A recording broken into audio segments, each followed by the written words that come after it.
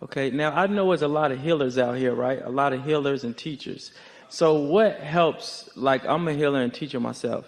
So what helps us to be the best versions of that we can possibly be? So let's say someone is standing before you and they are in need of some counsel or some help. And you've prepared yourself before they got there. So you've meditated and you're satisfied and you feel the love of source. You're tuned in, tapped in, turned on. And when you see them, you don't let their fear over their current condition interfere with what you know. That's how Jesus healed. His knowledge of their wellness was so dominant that their illness could not abide in his vibration. Then he said, go forth and tell no one. Because he knew if they went home and talked about it, they'd get talked right back into wherever they were before. It's about being so stable in your belief of this person's ability to be well that there's no equivocation in your vibration. There's no fluctuation in your vibration. There's no doubt in you.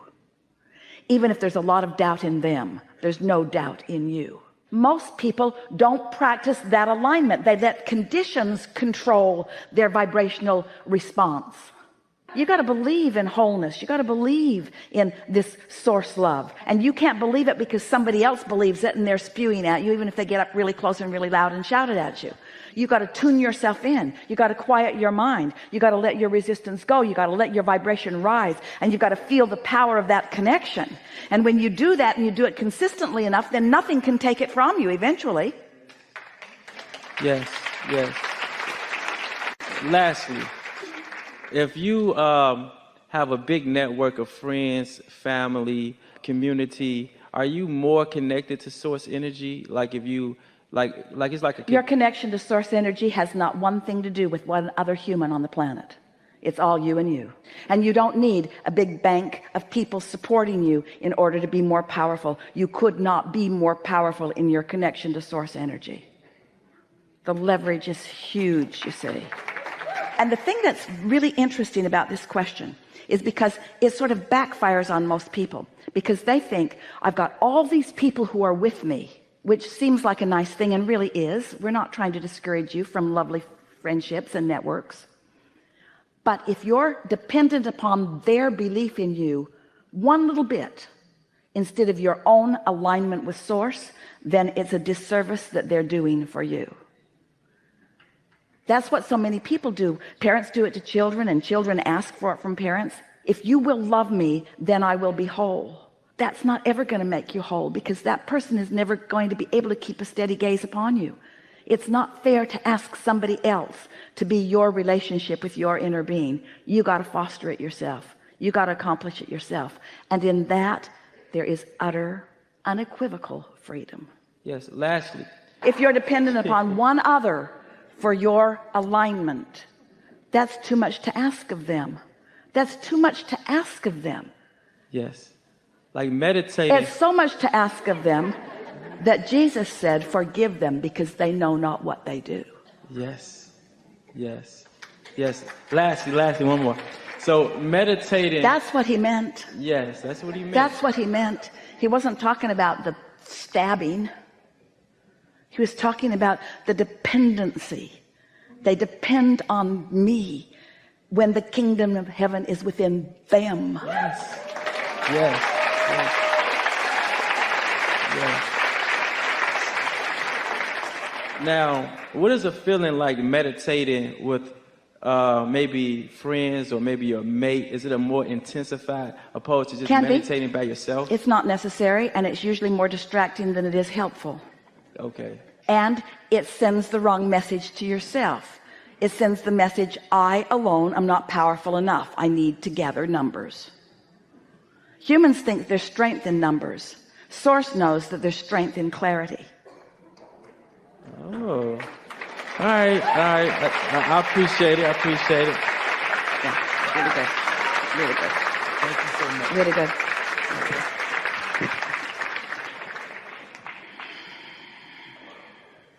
Hello.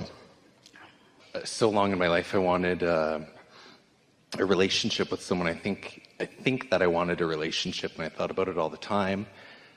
in the past year or so, I kind of just stopped caring about it and decided that I would be happy with me, and if I find a relationship, my life would be fantastic, and if I didn't, my life would be fantastic as well.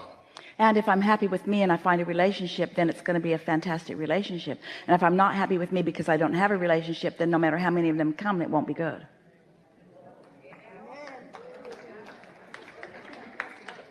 So I've been listening to your teachings for several years, and when I'm feeling down, I gravitate towards you. I'm on YouTube, I'm listening to you when I'm driving to work and falling asleep, then I feel good, and I go away from it.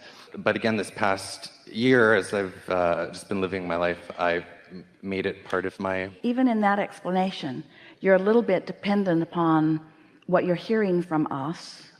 You want to just get tuned in. Once you get tuned in, that is a sustainable vibration. And you do.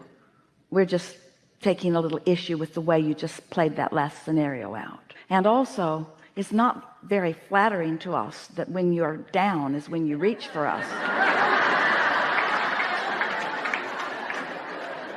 It's logical in some sense that when you feel that you have a problem, that's when you reach for the solution. Out on the table, you may have seen them, there are 6 decks of affirmation cards, beautifully created cards, and we made sure that they are vibrationally accurate, every word on every card in every deck. But if you're having a problem of some kind, feeling not appreciated or feeling unloved or worried about something, and you decide that you will look through those affirmation cards, you will want to mock every one of them. They will just annoy you because they are pointing out something that you are not feeling, and it just aggravates the crevasse between you and you. So the time to listen to Abraham is after meditation, when you're tuned in, tapped in, turned on, because then you're more likely to hear something that you've never heard before. That's the reason that coming together in these gatherings is so beneficial, because as we are together for a few hours, you get into that receiving mode, and then you start realizing things and hearing things that you have not known before. Yeah. So I was saying that I kind of stopped focusing on this want and this lack of a relationship in my life. And I met someone last August while I was in this vibrational state, which I am most of the time, of not really focusing on the lack of a relationship. And this person, we met as friends, and he checked off almost every single box, except he was with someone. He just moved to my city in Canada from overseas, and he was in this long distance relationship. So I thought, okay, you're not the one, we could be friends. But then they broke up, and so these pure feelings of joy are always felt when we're around each other. And one of the most important boxes he doesn't check off is that he's not there standing at the bridge ready to cross with me. And so my question is it possible to attract someone into your life, a mate, a romantic partner, the right person at the wrong time? Yes, which makes them not the right person. Timing is everything. That's like saying at 8 o'clock they played my favorite song, but I turned my radio on until 8:05.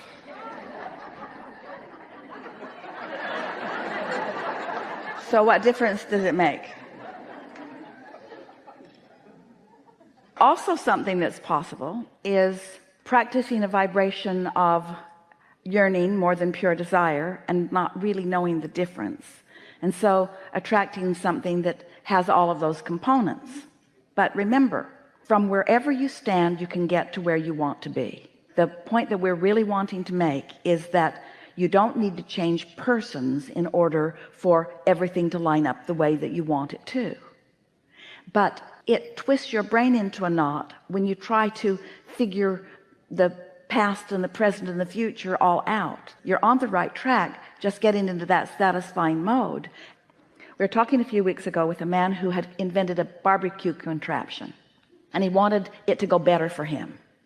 And during the course of a rather long conversation with him, we asked the audience, does he need to be satisfied in order for this to go well? And the audience resoundingly said yes. And we said, does his satisfaction have to be about the barbecue? And the audience resoundingly said no. In other words, he doesn't have to be satisfied about any specific subject or person. He just has to be satisfied. We know it's a terrible price to pay. Feel satisfied on your way to everything you want. We get how that would annoy you. So if you practice satisfaction because it matters more to you than the relationship, satisfaction matters more to you than that relationship, because satisfaction is about this relationship with your inner being. In other words, you've just put the relationship with your inner being first. That's what satisfaction tells you. So you're satisfied, you're satisfied, you're satisfied. All right, now we're on to the subject of thoughts turning to things. So all kinds of things are in the process of becoming. So the answer to your question, is it possible for the timing to just be off on something that's so right? Of course it is. But you have to hear it in the way that we just said it. If you're calling it wrong timing, then you're introducing unnecessary resistance into the equation. And really, we want to say this to you, to all of you. We're just going to take a moment for a dramatic pause because we really want you to hear this.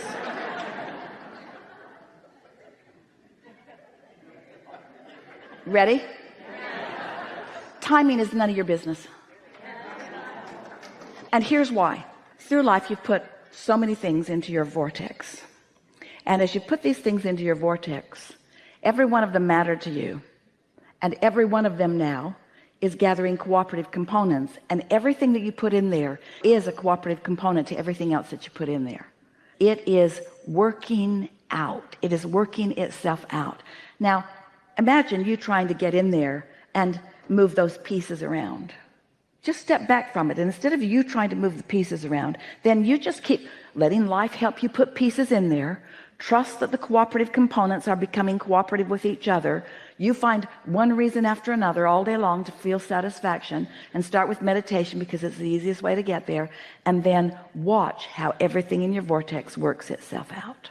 We want to talk about these thoughts turning to things, because as thoughts are turning to things, what you hear is, to the things. We say, yeah. Thoughts are turning to things, and you think, to the things, to the money, to the car, to the man, to the boy, to the girl, you just want it all now. And we say, no you don't. And you say, yes we do. And we say, no you don't. And you say, yes we do. No you really don't. Yes I do. No you really don't. No. What you want is the experience of molding that into place. So it's satisfying, satisfying, satisfying, satisfying, satisfying, satisfying, satisfying, satisfying, because every moment along the way are manifestations, manifestations, manifestations, manifestations, manifestations. Yes, leading to the relationship that you want to call the big manifestation. But can you feel us? Can you hear it? That if you can stay satisfied, then there's all kinds of morphing, there's all kinds of becoming. Wouldn't it just be one of the most glorious things for you to ever witness, feeling how you feel right now about the subject that you feel this way about? Wouldn't it just be the most delicious thing to watch this person who is in love with you in many ways fall so completely in love with you that not being with you is completely out of the question? Wouldn't you like to witness that? And do you really want to rush right over there? Say no. No, because you really don't want to rush right over there, because you know why? If you did, you wouldn't believe it. You'd still think you cut the trees down, because the circumstantial evidence won't let you believe it, because you've already collected data that tells you that he's not ready. So the only way that you can believe it is by letting it evolve in a way that shows you that what you want is becoming. Or do I move on from it, and does it hinder my desire and having that place and that space in my life? Does that thought feel satisfying? That's the suckiest thought you've ever thought in your entire life. That's the least satisfying thought in this moment in time. That is far, far, far from a satisfying thought. That's true, because there's part of me that thinks I need to let go, but I don't want to. Blah, blah, blah, blah, blah, blah, blah, blah, blah. You can't sort it out in any other way. That was really good. This is a good time for a segment of refreshment.